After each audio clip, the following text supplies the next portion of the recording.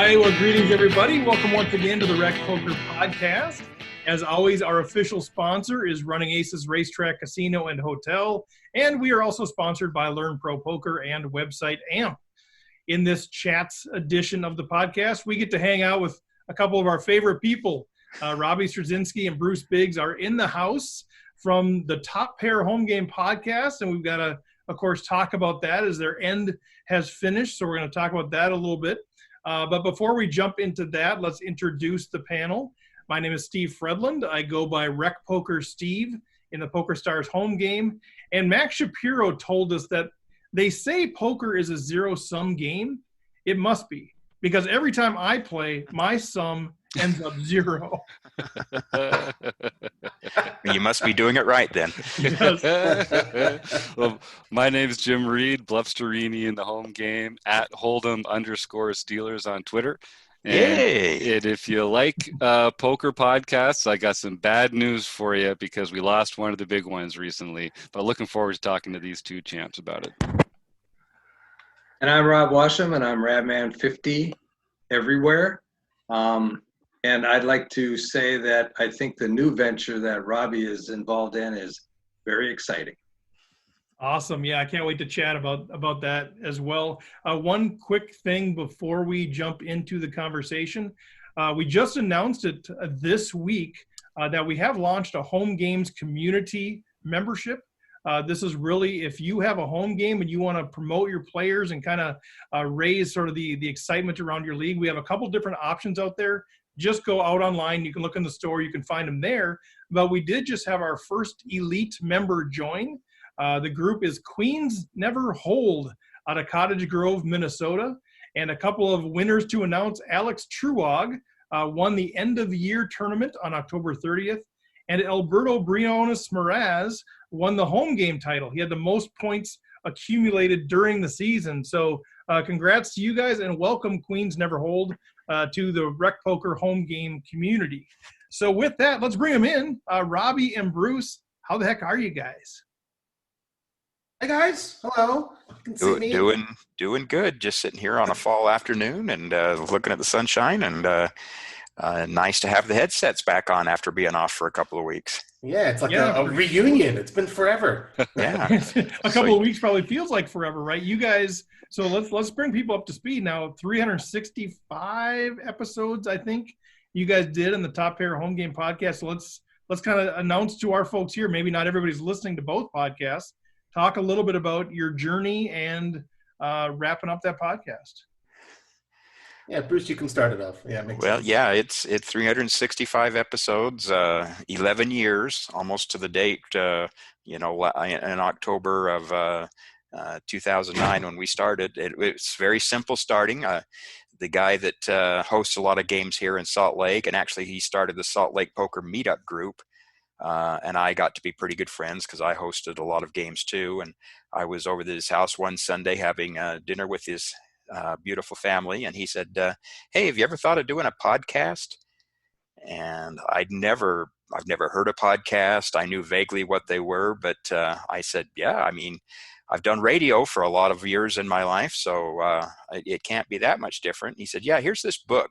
Go ahead and read it. Podcasting for Dummies. So, thanks. We read that out, and the unique thing and his pitch was that there were, a handful of poker podcasts at the time out there, obviously a lot more then, but he says, I don't think there's anybody that's specifically focusing on home game poker.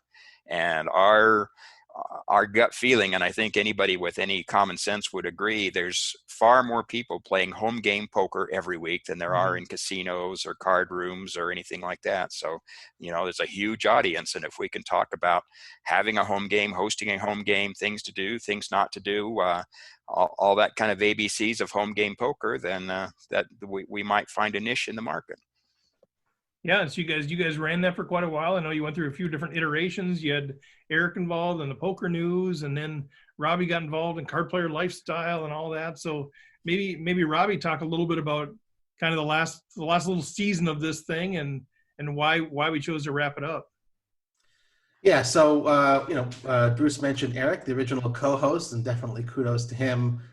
Just to, how did I get involved was about 6.5 years ago. I joined Bruce as the replacement co-host after they were kind enough to have me on as a guest, and what was a 6-episode or maybe even a 6-week commitment turned into 6.5 years.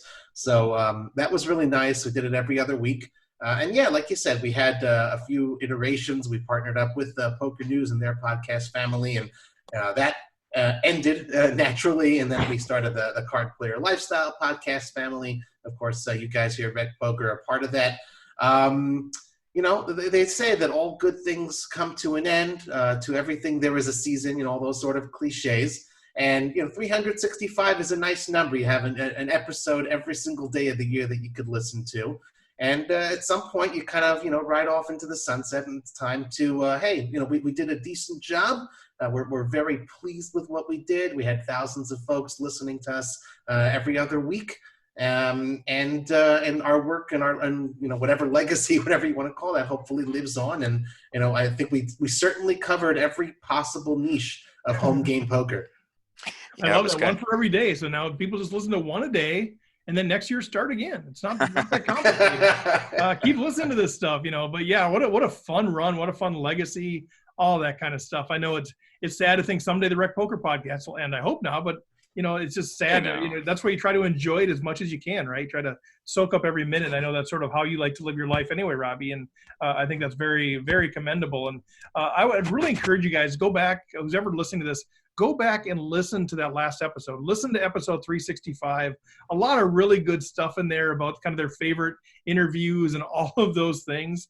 So maybe, just to boil it down for you guys, maybe pull out one or something. What really stands out, whether it's a favorite interview, favorite discussion, the biggest laugh that you ever had, or, whatever it is. Is there a moment that you guys look at and say, man, that was podcast hosting at its greatest moment, the most fun we had, or whatever it is? Can you pull one out?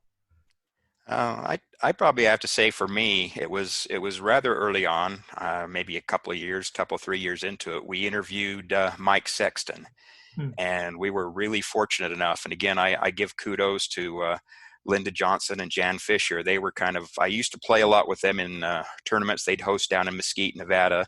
And when we started doing this, and I just shipped them an email saying, hey, we'd like to have this person on. Boy, it wasn't an hour didn't go by that there wasn't an email out from Linda and Jan to that person saying, hey, guys, these people are putting together this podcast on home game poker. They're good guys. I think you'd enjoy it. Why don't you I've given them your contact information. Think of being on, and they did. So anyway, the Mike Sexton interview, and I think Eric concurs with this too.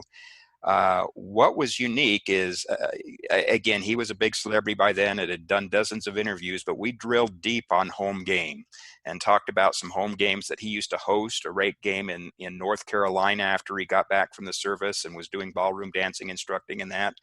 And you could just tell it was a different tone when we started talking like that. It was like, hey, nobody's really ever asked me these questions before. I've never had a chance to talk about these home games. And so he really enjoyed doing that. You could tell he really got engaged with that. And one of the funny comments that came out of that, again, I'd been reading books about, turning pro and what kind of a bankroll you'd need and what kind of prep you need to take and everything. So when we kind of got to the end of that and he was going to Vegas and starting pro, I said, well, Mike, what kind of bankroll did you figure you needed to get going? And he paused for a couple of seconds. He said, oh, just my buy-in to the next game I was in. That's all the bankroll I needed. So that was a fun interview. And again, great guy, and the poker world misses him, I'm sure. Yeah. How cool to be able to have interviewed him. That's fantastic. I love that. Right. How about you, Robbie? Well, on mine, it's going to sound like a cop-out, but I got to tell you, it's been... They're all great. Here we go. Well, no, not exactly, but it's something else. I guess it's been 3 weeks, Bruce, since we did our last episode. And, really, genuinely, upon reflecting on it, the entire run was very special because I made a friend. And, every other week I got to, I've still never met you, Bruce, in person, but we got to see each other for that first time 3 weeks ago on the Zoom call.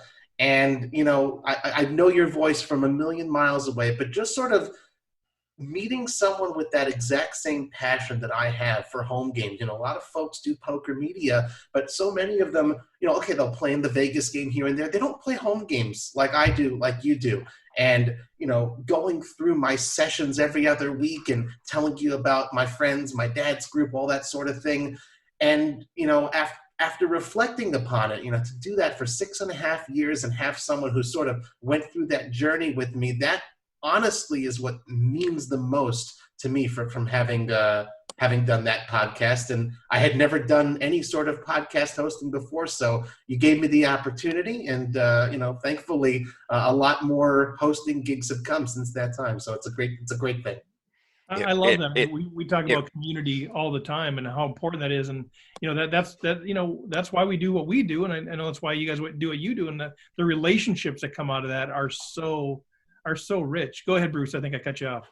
Oh, I was just going to say, and I'm not kidding, but when we first got this thing, Robbie logged in and that, I had to fight the urge to say, hey guys, can you give us about 10 minutes? We need to talk and catch up a little bit before we start the recording, because we haven't talked for 3 weeks, and that's when we started the recording, we'd always spend 10 minutes or so before we started, how's the weather like, how's the family doing, what's going on, what's happening with your dad, and we really did have a good relationship that we went back and forth. It's like, okay, now let's start the recording. So yeah. Absolutely. That I mean, I can't agree with that more. I've only really been a full-time participant in the Rec Poker panel for about a year now, and like these are my friends. I absolutely miss these guys when I have to take a week off or something and I don't see them. We're not getting together once a week and talking poker. Like, that bugs me. I've gotten to the point now where these are absolutely my friends. I love working with these guys and talking poker. And when you all have that right kind of attitude and everybody's on the same page and doing it for the right reasons, and you just naturally.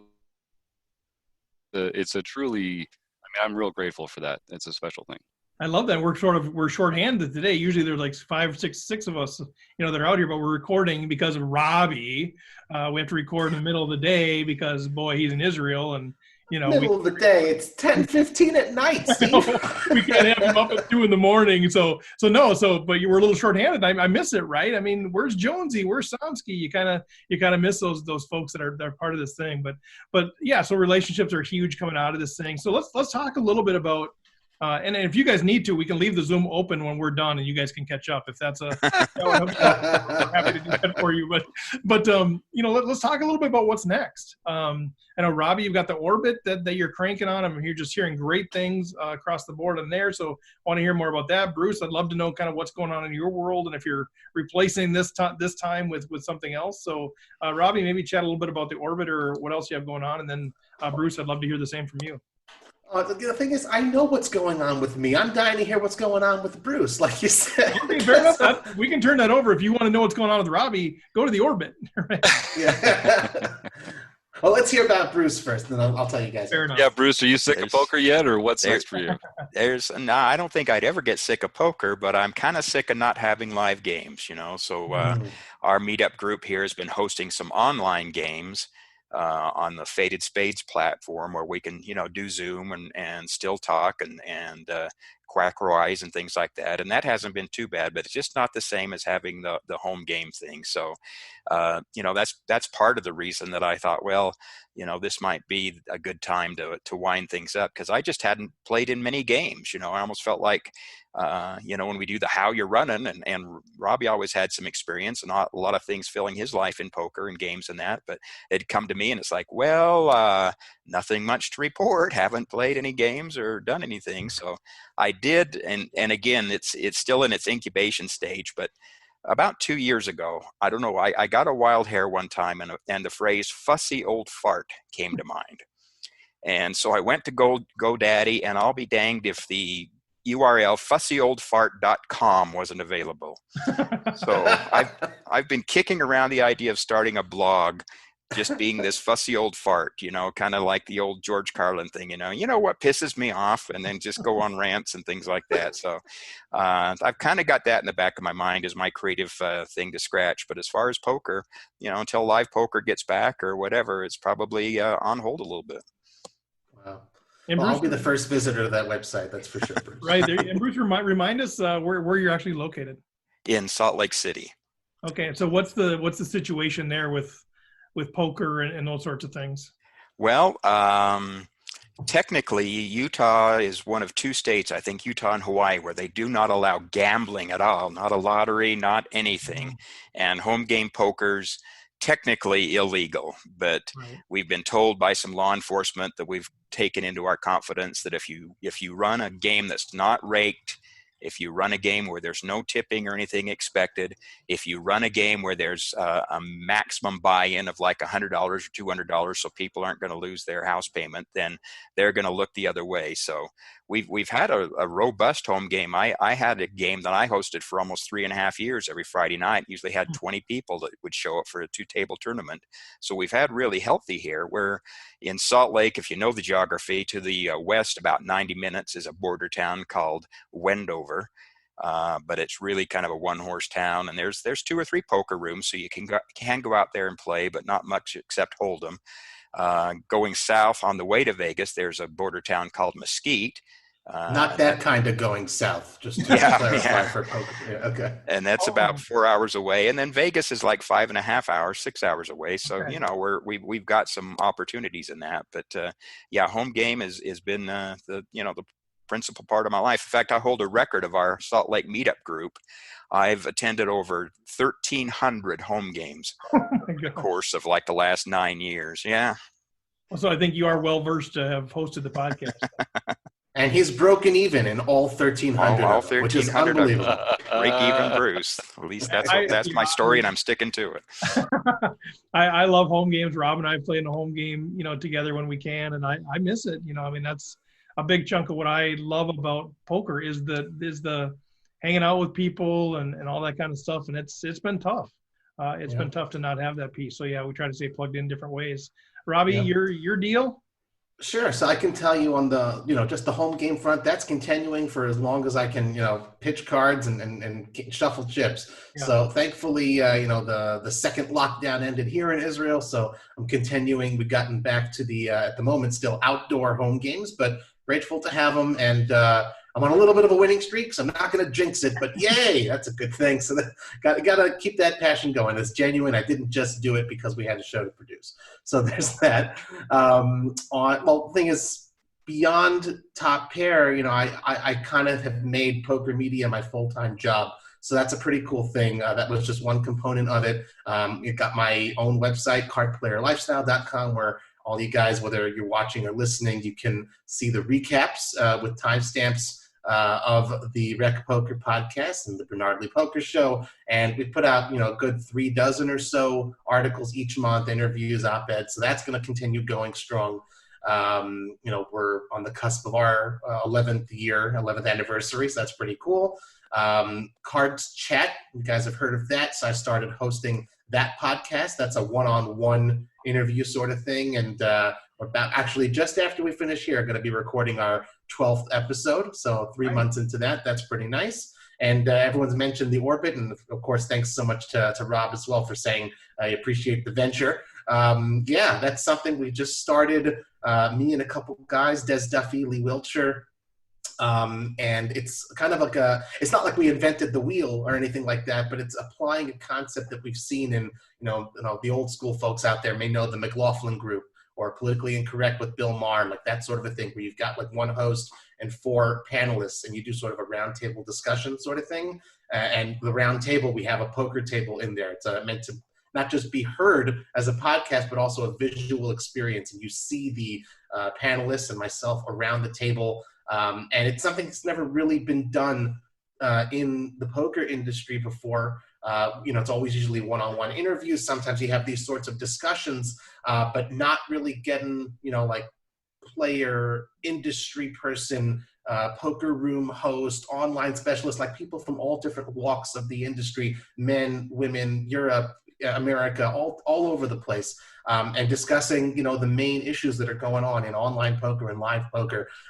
We just released actually our 5th episode with Tony G, Kristen Bicknell, Toby Bentel, and Adam Pliska from WPT. it's really amazing. 5 episodes in now to see how well received it's been. It's pretty darn cool, and I'm just excited to see where that leads. And you can find that on twitch.tv/poker, where you guys also have your home game, and also on YouTube, Facebook. So got to get the plug in there. But that's what I'm up to. That's great. Yeah. So if you're not, for those of you who aren't aware, we broadcast on their Twitch channel, twitch.tv/poker.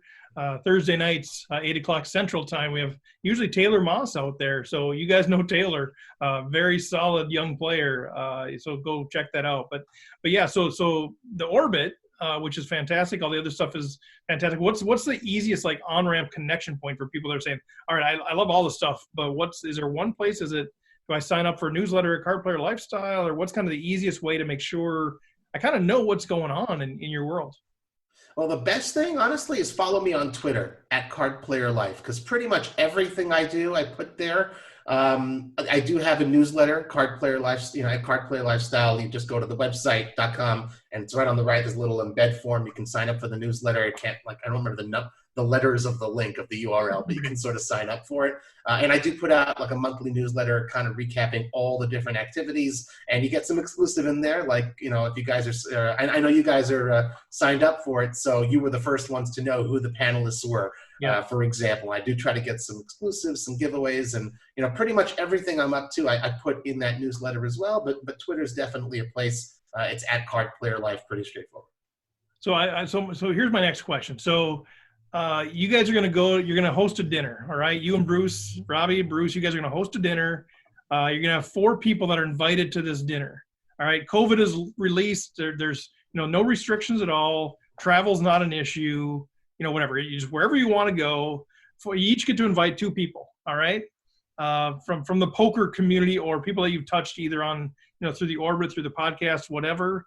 You each get to invite 2 people to just have dinner with, to hang out, whether you talk poker or not. I want to know who the 2 people are that you're each inviting to this group of 6 people. Let's just make it easy and say present company accepted. We don't want to make it awkward. Yeah. It's not, you don't have to use Jim and Rob and Steve. Well, we're excluded, so that's obviously 3 of the 4 seats. Yeah, we might just have to choose one. So yeah, pretend we're not here. Usually be the 4th there. But yeah, no. Pick 2 people to invite from the poker community that you'd love to just have dinner with. Bruce, you can go first on this one. I can think of one, but I'm not sure about the second one. Well, I can think of one, and he was kind of my white whale, so to speak, when we were doing the podcast. We had a guy in our group that he was kind of a smart ass and always cracking wise, and he said, I understand you got this podcast, but I'm not going to listen to it until one of 2 things happen. I said, what's that? He says, either have me on as a guest or have Mr. Carter on as a guest. And I've always tried to figure out a way to have Gabe Kaplan on, and I never got that accomplished. So Gabe Kaplan would definitely be one of them. And probably Barry Greenstein. I enjoyed his interview too. He's very insightful, and again, that's old school type of stuff. But I really enjoyed our interview with Barry Greenstein and getting to know him. He's a great interview and just an all-round really decent, good guy. So probably I'd say those 2. Okay, I've got my 2, and you did say anyone, right? Yeah. So yep. I was sort of thinking, it's a dinner it's a private thing. Like what happens at dinner stays at dinner, right? So I would love to invite, honestly, Chris Ferguson and Isai Scheinberg, because I feel like a discussion like that, even if I could never go public with it or release it, I feel like I would love to meet them personally. I've seen Chris, I've never seen Isai, but just to sort of like over a casual, friendly meal, get to know each other a little bit. And, like my first mistake that I made when I began sort of doing this thing for a living is I met someone, I was like, oh, let's go for an interview, right? I was like, no, you first have to establish relationships with people. So I would love to, if, given the opportunity, have a dinner and have a shared experience. That would be a kosher dinner, of course, those who are watching Orthodox Jewish, just to sort of like, how you guys doing? What do you do day to day? What's your life like? And establish some sort of a relationship. And maybe from there down the road, and be like, okay, yeah, Robbie, we'll talk. Let's get some stuff out. After what happened all 10 years ago? So. Right. So what's the real story? Yeah, right. Yeah. I love that. That's very interesting to me. I love asking those kinds of questions. Just kind of, it gives great insights into you guys too, to kind of hear who you say. I'd also like to know kind of, how do you feel like the podcast has changed you? Like as an individual, like, as you've gone through this, you've done a bunch of the episodes. Obviously, Robbie, you've not done all 365, but whether it's because you guys talk to a lot of people, you talk to each other. I think for me, I just know that the journey of being a podcaster has changed me. There's insights, or there's different ways I connect or relate to people, and I'm kind of curious, how you think this has changed you. Yeah, I don't know. That's a tough question. Again, I'm different than Robbie. I kind of had some broadcast experience. I was a country western DJ. Hey, 7:30 on your AM dial, and that was Conway Twitty. And up next, we've got Crystal Gale, a couple of great brown eyes in the country, and so.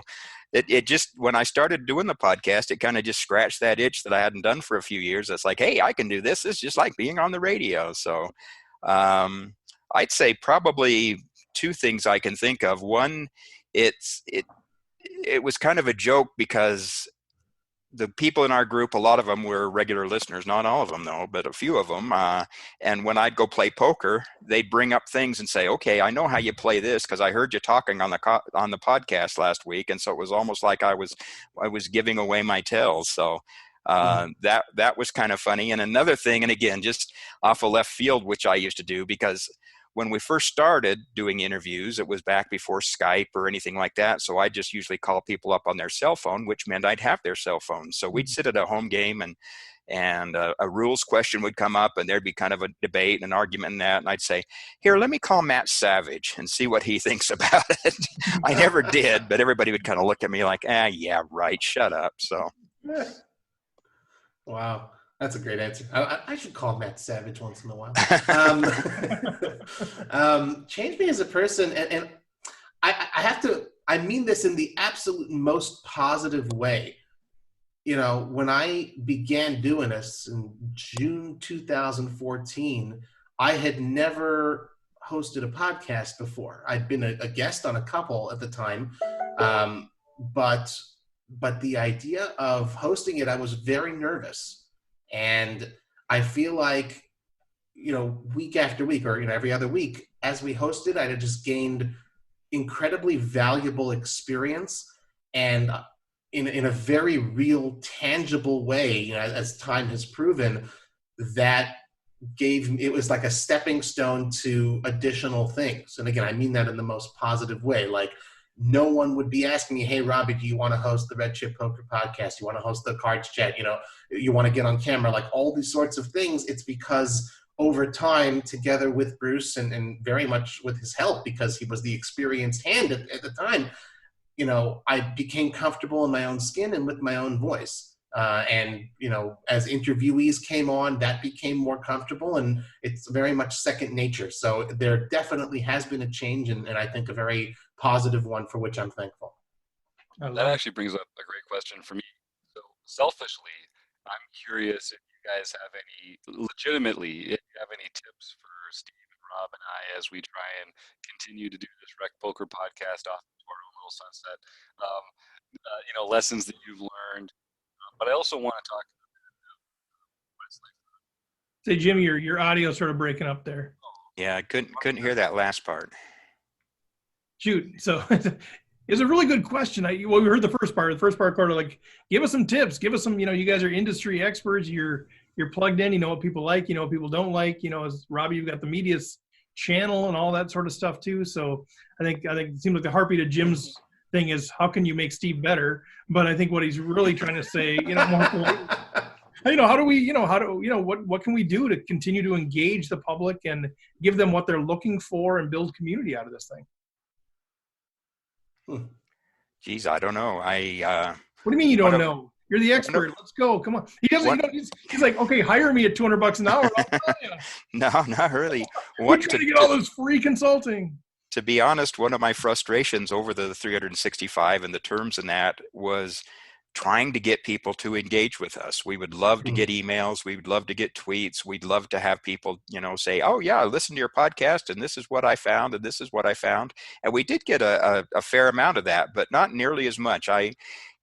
Again, being in radio, I was used to, okay, the 10th caller gets tickets to the Merle Haggard, and man, that phone would ring off the hook, people would be engaged. And I'm like, how come nobody sends us emails? Nobody sends us any feedback or anything like that. So I never did quite crack what the secret to that was. And I guess the other thing I would say is before we started an interview, and I think we probably said it to you guys, we'd lay it out and say, this is nothing formal. It's being recorded. So if we get off in the weeds or have problems, we can stop and re-record. So take a deep breath. Don't be anxious or anything. Just pretend we're sitting around having a beer or sitting around having a cup of coffee. And we're just shooting the shit because we all love poker and there's nothing to be uptight about. And I think that helped a lot too. Right.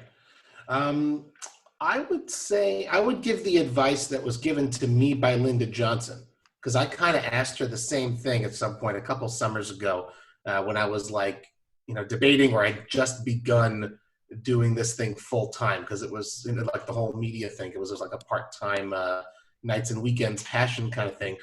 And she said something kind of, at the time I was like, well, that's strange, weird advice. She said, keep doing what you're doing. And I'm like, that's not a business plan. that does, like, what does that mean? Insanity, isn't it? Right. But she meant it in a very good way. She said, you love what you do. Mm-hmm. You put your heart and soul into it. That's what you got to keep doing. And and that's why you're attracting any sort of audience whatsoever. And if you keep doing that and keep on honing your craft and keep on doing what you're doing, then good things will come. And she's proven right. And it's not a business plan, but it's sort of like an attitude plan. And you guys clearly do that each and every week. I listen, to this show that you guys put together, and you love what you do. And your panelists, everyone who you bring on, whether it's 1, 2, 3, 17, however many it is, everyone loves being a part of this community. So, the snowball, it will continue rolling downhill and gathering steam, to mix metaphors, but it really does work. So my advice is keep doing what you're doing, and that has worked, and it will continue to work for you. I love that. I love both of those comments. I think Bruce, I've been on the radio too a bit, and we had a show that we didn't know what the listenership was, and nobody would engage or whatever. We didn't have giveaways to Merle Haggard, so it was a little bit tougher for us. But then once you're off the air, people are like, oh, I miss your show. Like, well, yeah. Why don't you, when we were begging for people to respond, why didn't you tell us? And it can be the same thing with the podcast, where we see the number of plays and we can ask for engagement, but you don't get the engagement. So you just kind of have to trust it. And then kind of to Robbie's point, just we love doing this show. So let's just focus on loving doing the show. We love talking to Robbie. We love talking to Bruce. We love talking to everybody. Let's just enjoy the crap out of it. We know we're not going to resonate with everybody. Like, I know some people are annoyed by my voice. I'm sorry. It's the only voice I have. It's all I can do. We're going to, I don't know, but some people like it or like the engagement. So I think I love that. Let's just do what we love doing. I talk about this a lot. I'm 50 years old. I'm done trying to be somebody else. Let's just love doing it. Let's just love hanging out. Let's love talking poker. Let's love making friends, like Jim said. And let's just do it. And, momentum comes, great. Right. If it doesn't, let's still enjoy the process. So Right. I love the process. I see Jim's second question in the chat. We couldn't hear it, but I see it. And Bruce, you could think of it. I'll answer it first because I had a chance to look here. What can other people do who are trying to become a bigger part of the poker world? People playing and having fun, but wanting to be more involved. So on that, I have like a dual-pronged advice. One is, for better or for worse, with all of its, sometimes toxicity, but there's a lot of good could come from it as well. Twitter is where the poker community kind of hangs out. Is follow as many people as you want to or as you can. And I wouldn't say, butt your nose in or insert yourself into conversations, but I would say become part of the conversation if you can, look for the trending hashtags. And, if you do want to become involved, then pay attention to it. And when you have something of value to add to the conversation, not just to, shout your opinions in there, then that is slowly but surely how you would get involved. And I would say one of our favorite people guys, Chad McVean, that's kind of what he's done. Everyone knows Chad McVean because he's adding this tremendous value of, listening to every single poker podcast under the sun and sharing that value with people by summarizing it with all of them. Everyone knows Wiener85, you got to follow him. So Twitter is certainly one place to get more involved like that and, and bring value to that conversation. And then the poker community can be very welcoming. And I'm sure you guys have seen that. The second thing is, don't be a stranger. Obviously in pandemic times, things are different, but, as soon as you're comfortable getting back into live poker rooms and as soon as events start running, show up, say hi, take pictures, be a fanboy, fangirl, whatever it is, being there. Because I can tell you the first time I attended the World Series of Poker was in June 2016. And as involved as I ever was, every single conversation, I know you, and I know you from either seeing you or having communicated with you digitally, but when you have, again, that sort of shared experience of, I met you in the hallways, we had a milkshake together, we sat at the same table together, whatever it is, those are very powerful. So those, if you really want to get involved and make this more part of your life, you can't go wrong by attending and by joining the conversation. Yeah, I love that. I think about like who's on this panel. It's people that like Jim, Twitter comment or whatever here and there, and then like 3 months later he's like hosting the podcast. I mean, like ways people want to get involved, and basically don't be a dick. I mean, sorry to use that word, but like just just be nice. Don't be divisive. You can live your life however you want. I'm not telling you can't be that way, but if you want to be sort of getting involved in the community, add value, get plugged in, make some comments, and don't be a divisive figure. I have people that are like asking me all the time, why can't I get more involved? Because you're rude. Because you're rude. You have your choice to be that way. Don't sit there and lambaste everybody on the home game or on Twitter for being an idiot for how they play their game, and then say, why can't I be on the Rec Poker podcast? Because we're building a positive and a vibrant, encouraging poker learning community. You tell me, where do you fit into that realm? But no, don't associate that comment with Robbie. I took his and kind of went to a different place. But no, be active, be involved. But from my perspective, be a positive force in the community if you want people to say, let's involve that person. People don't seem to be making that connection yet. Bruce, did you have anything to add on that? That's one of the great parts of the synergy between Robbie and I, because he's more contemporary and up to date. We've got a Twitter account for Top Pair. I'm not even sure what it is, but I know we've got one. I've never logged into it. I've never sent a tweet. The secrets are revealed. Don't do that. But I'll tell you, one of the things when we first started about 11 years ago that I liked for the engagement in that, some of our earliest ideas and audience came from the 2+2 home poker forum. And I was a pretty good contributor on that. And people were very supportive. People, we got a lot of listeners from that. We got a few guests that came on from that. They can be a little brutal, and that kind of goes to what you're saying. If you're a dick, they'll let you know on that. They'll flame the bejesus out of you. So, they'll teach you manners. But if you watch what you say and make interesting contributions, then so that's, again, I don't even know if they have those forums. It's been 8 or 9 years since I've logged onto it, but that was me lacking technical and being the old school, getting on those forums and reading posts and engaging in people. And that was good too. Yeah, everyone uses the rec.poker forums now. They're all over that now. 2+2 is replaced by Rec Poker.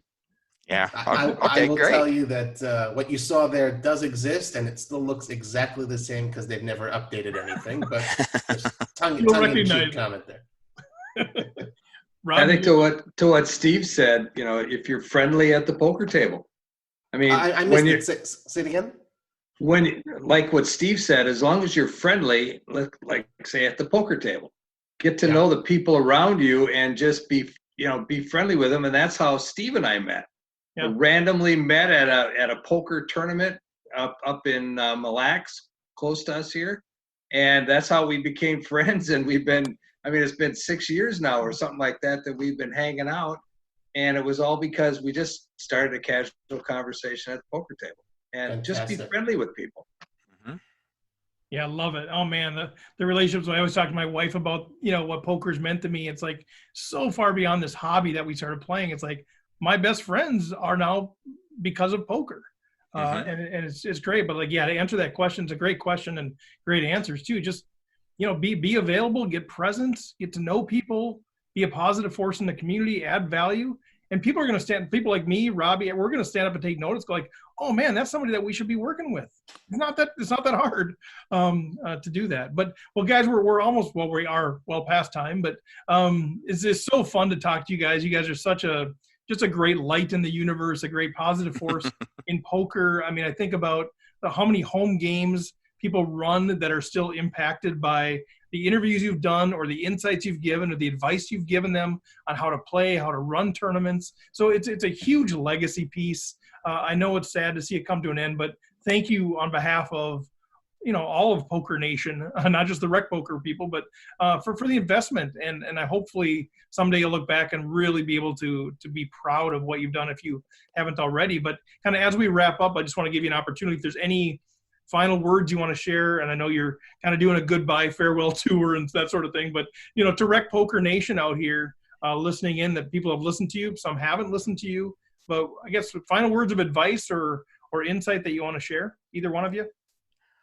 Well, I'd say, and it kind of goes back to what we were talking about to begin with. We've done 365 episodes where we're not going to produce anything new, but we're also committed to having those available. Well, our website has always been www.toppair.net. Make sure you get the .net, and all of our episodes are available there, plus our interviews and things. We're on iTunes. All of the episodes are available there, and I think all the poker podcast platforms usually feed off iTunes, so Stitcher and all of those. I think we're still there, so you're still welcome to listen and go through the contents of the episodes and pick the ones you like. And believe me, I'll still answer if you want to send some feedback at feedback@toppair.net. The email, I will read that and I will respond to that. And so, we haven't gone away. We've just stopped moving forward, I guess. Love it. Right. On my end, I'll sort of also touch back to what what you started out of, like, the all good things come to an end. You look at the, but when Bjorn Borg came back with his wooden racket, right, he was sort of out of place. When Michael Jordan came back on the Wizard, he wasn't the same Michael Jordan. Seinfeld, God bless him, he knew when to go out on top. And what I will say, and I don't know, on top, whatever, but when I say you gotta keep doing what you love, kind of keep being passionate about it. But we sort of, between us, Bruce and I, after 6.5 years of doing it, we felt the time was right. As bittersweet and sad as it is, we did feel that the time was right to wrap up the show. And you got to listen to your sort of inner voice and let that guide you, because usually your gut is right. But I do want to also say thank you to everyone who has listened and sent in the emails, the comments, the tweets, all that other sort of stuff. And like Bruce said, maybe we're not moving forward, we're not going away. I'm definitely continuing. I'm out there, and I'll support you guys here at Rec Poker and the Bernard Lee Poker Show and the whole Card Player Lifestyle family. So thanks for this opportunity to do a reunion. It's been a lot of fun. It has been fun. So with that, we'll let you guys go. But seriously, thank you once again. If you haven't connected with them, do it. Connect with them for sure. If you're having any trouble finding them, we'll put it in the show notes. Get a hold of me personally. I'll connect you guys. But yeah, just because there's not new content coming out doesn't mean that 365 isn't packed with stuff that you need to hear. So don't always focus on what's new and shiny. A lot of stuff has been produced. Go check it out. Give it a listen. Give it a chance. They will grow on you, and you'll find yourself listening through all of it, maybe multiple times. But Robbie, Bruce, we're going to hang on here and take care of a few things. We'll let you guys go. But once again, thanks so much. You bet. Thank you, guys. It's been very enjoyable. I don't know if you can hear me, but that was a pleasure. Thank you. We hear you. We can hear you. All right. Cheers, guys. There they go. Thank you. Take care, guys. I think we got the gist of your question there on the front end. Then it started to fade out, but good stuff, guys. What kind of thoughts do you have as they say goodbye? Well, it's just two of the big boys, two of the big names in the business. It's a privilege to be able to have them on the show at the end and to look back together. And Steve, you and I even got a chance to sneak in on their show as guests at one point in that last orbit. So it feels like we got a chance to be part of something special. Yeah, who knew? Like, that wasn't that long ago. I don't remember what episode number we were on, but yeah, I'm pretty honored to be part of that legacy. Yeah, I've been listening to Robbie on a lot of different podcasts.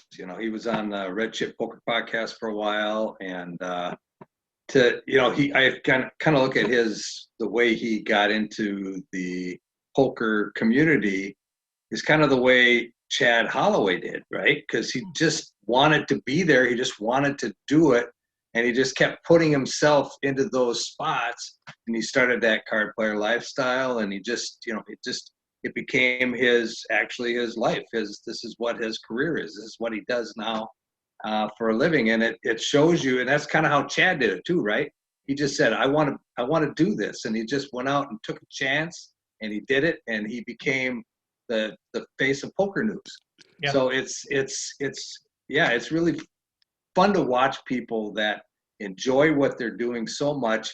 There's always this thing that you talk about. If you do what you enjoy for work, mm-hmm. You'll never have a sad day in your life or something like that. Yeah, you'll never work a day in your life if you'll never work a day in your life if you're doing something you love. Unfortunately, I worked for a ton of time. You brother, it happens. What can I say? I'd like to say I never worked a day in my life. Oh, I wish I could say that, but I worked many, many days in my life. I think we worked more than the number of days there, but no, it's true. And I think a lot of people don't realize in those situations. I mean, I'm sure that the countless hours that Chad Holloway, that Robbie put in behind the scenes, it's not going to just happen where I wake up one day and say, I'd love to be in the poker industry, and I'm just going to really, really want it, and it's going to happen. Maybe that happens for some people, but I think it's exactly what they were saying. They started putting themselves, like you said, Rob, put yourself in the situation, get in there, plug away, get to know people, be a positive force. And it's not going to work out for everybody, but if you have the skill set, if you have the drive, and if you're able to make connections, that can happen. And it absolutely can happen. And I mean, this is something, if you're listening and I was a lurker for a long time. I listened to a lot of podcasts, but I never reached out. I never put myself out there. And, I started a Twitter account in 2013 just to stand poker players and to ask them questions about strategy and to get involved in the conversation. Like, I think my first 100 follows were just professional poker players who I wanted to get free strategy advice from.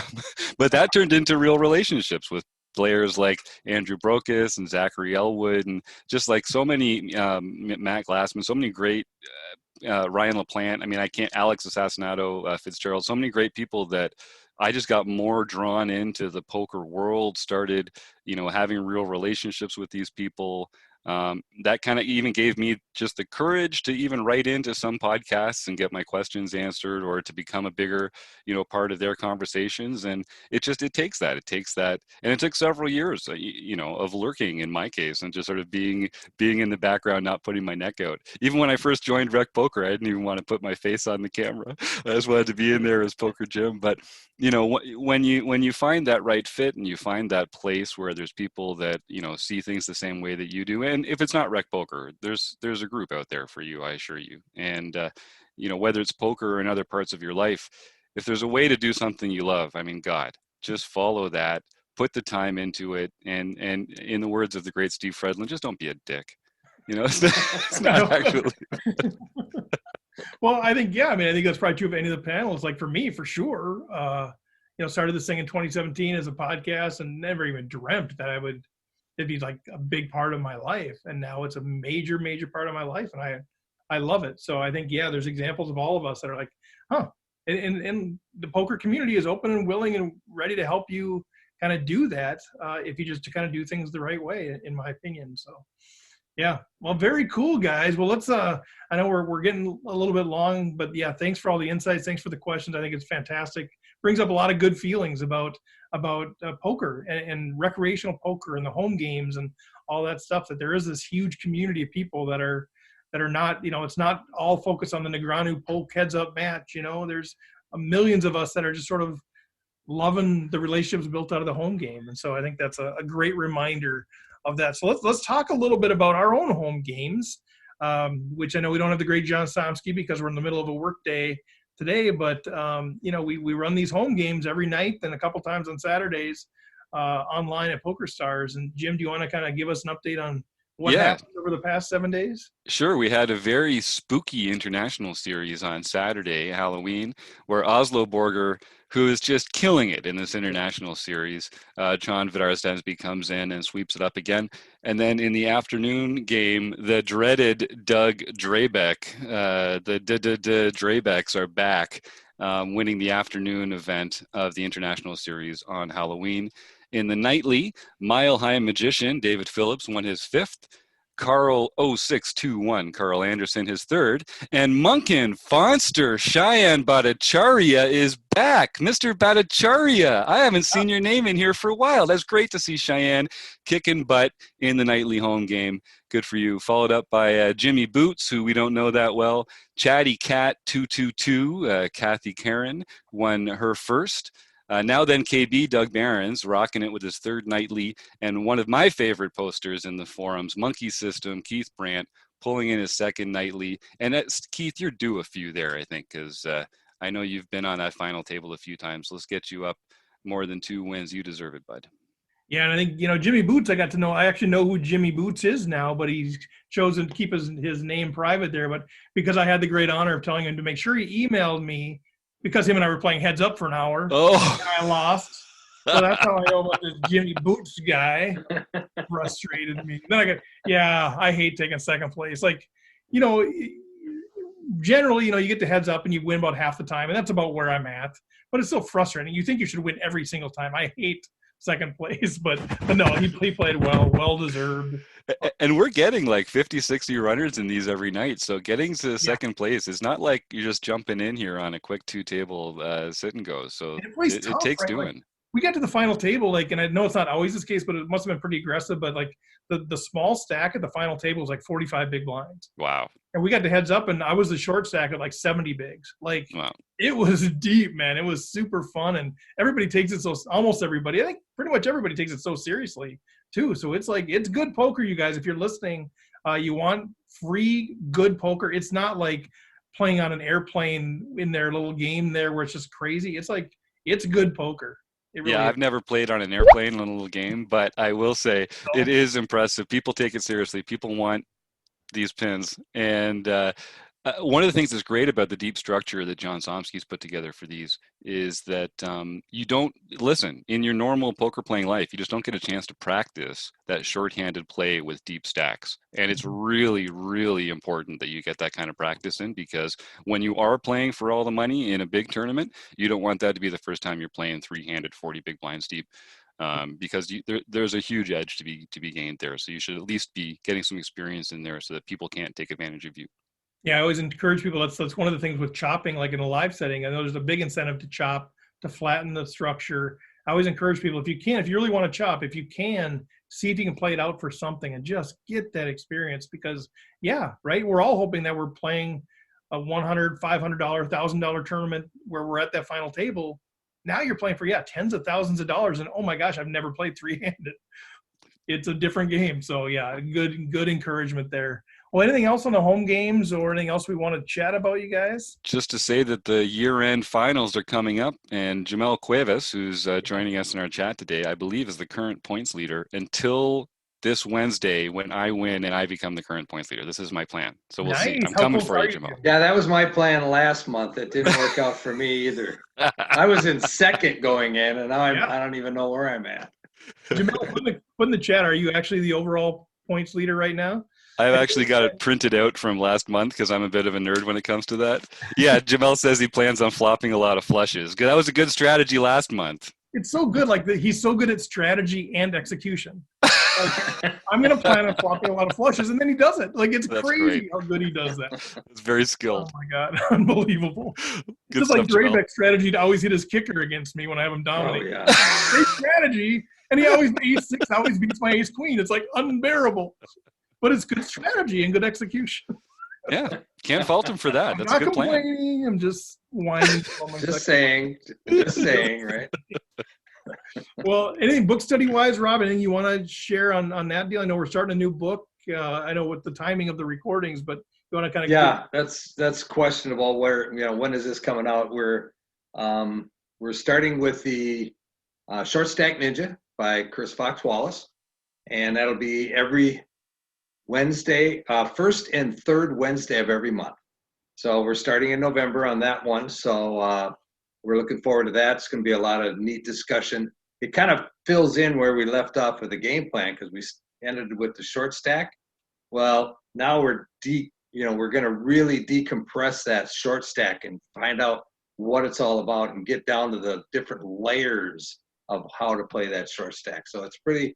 I've read the book once already. I'm going through it the second time now, and there's so much in there that it's going to be fun.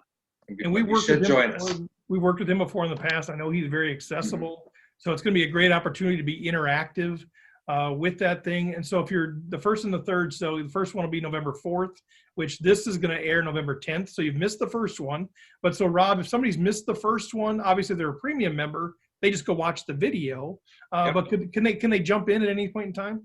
Oh yeah. I mean, all you want to do is pick up the book, read it, and jump in whenever you want, because there's a lot of nice discussion that goes on. We talk about how we might apply what we're learning and about how it might differ from how we had normally applied things. So and like Jim and I talk about all the time, we're going to be down some rabbit holes. We're just going to be talking about stuff, and we're going to get really down and dirty into it, and it's a lot of fun.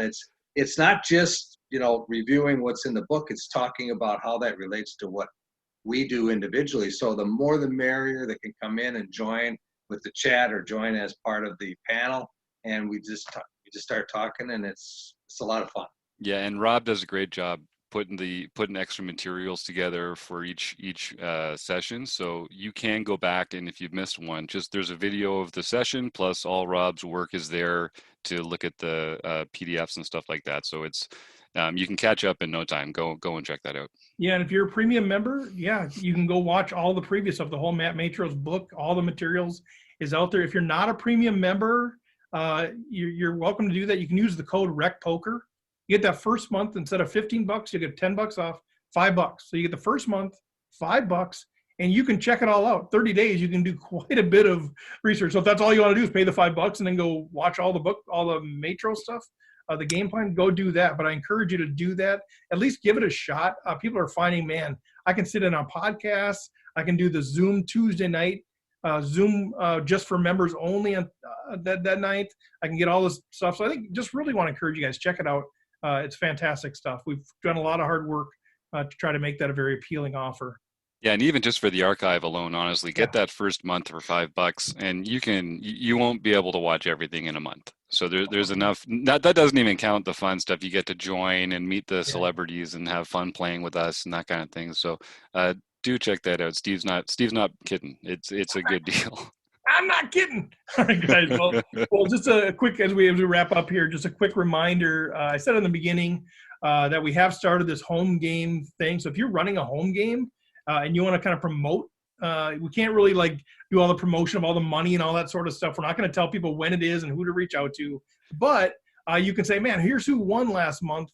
Give them a shout out on the podcast, get it listed on the website, sort of a fun thing. So we have a couple of those offerings out there. Just go to the store at rec.poker. You'll see it out there, a couple of offerings.